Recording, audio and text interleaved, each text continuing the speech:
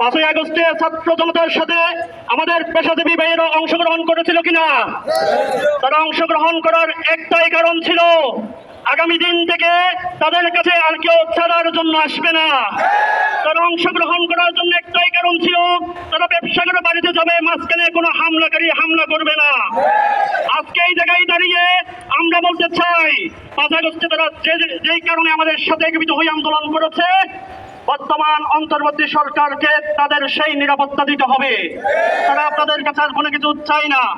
আমি আমার বক্তব্য শেষ করছি এই বলে, অতি দ্রুত আইন শৃঙ্খলা পরিস্থিতির উন্নতি আমরা দেখতে চাই। আমাদের প্রাণের চেয়ে প্রিয় কাফেলা বাংলাদেশ ইসলামী ছাত্র শিবির চট্টগ্রাম মহানগর শাখা কর্তৃক আয়োজিত আইন শৃঙ্খলা বিরোধী এবং চাঁদাবাজির প্রতিবাদে আজকের এই বিক্ষোভ মিছিল পরবর্তী সমাবেশে প্রধান অতিথি হিসাবে উপস্থিত আছেন বাংলাদেশ ইসলামী ছাত্র শিবিরের কেন্দ্রীয় প্রচার সম্পাদক বিশিষ্ট ছাত্রনেতা আজিজুর রহমান আজাদ ভাই, উপস্থিত চট্টগ্রাম মহানগর দক্ষিণ বিশ্ববিদ্যালয়ের সংগ্রামী সভাপতি, উপস্থিত সংগ্রামী ছাত্র সমাজ, আসসালামু আলাইকুম ওয়া রাহমাতুল্লাহ। ইতিমধ্যে আপনারা জেনেছেন, এই বাংলাদেশ থেকে পালিয়ে যাওয়া খুনি হাসিনা, সেই খুনি হাসিনার যেই মদত আজকে বিভিন্ন জায়গায় বসে এই বাংলাদেশকে কার্যকর রাষ্ট্র পরিণত করার অবচেষ্টা করা হচ্ছে।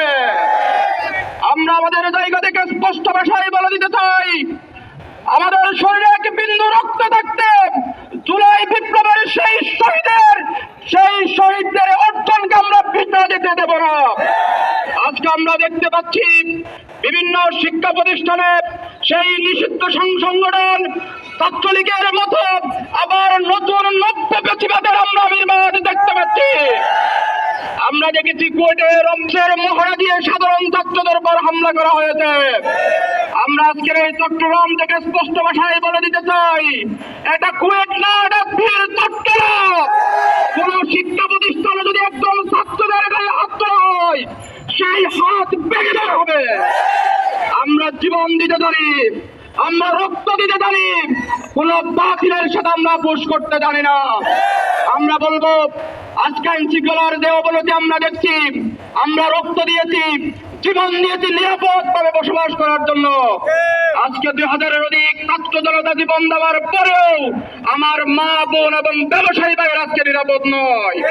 আমরা বলতে চাই, আমরা রাজপথের নামতে চাই না, এটাই আমাদের শেষ রাজপথের নামা। যদি আপনারা দেশের শৃঙ্খলা, আমাদের ভাই বোন ব্যবসায়ীদের নিরাপত্তা যদি দিতে না পারেন, স্বরাষ্ট্রমন্ত্রীকে বলছি, আপনি সসম্মানে ক্ষমাতে পদত্যাগ করুন।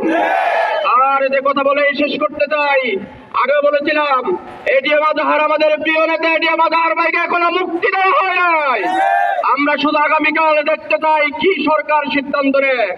যদি সসম্মানে যদি আমাদের প্রিয় নেতা এটিএম আজহার ভাইকে মুক্তি না দেয়, এর পরবর্তীতে যদি কোনো ঘটনা ঘটে, এর জন্য সরকারকে দায়ভার নিতে হবে। আমি সকল ছাত্র সমাজকে সতর্ক এবং সজাগ থাকার আহ্বান জানিয়ে আমার বক্তব্য এখানে শেষ করছি। আসসালামু আলাইকুম ওয়া রাহমাতুল্লাহ।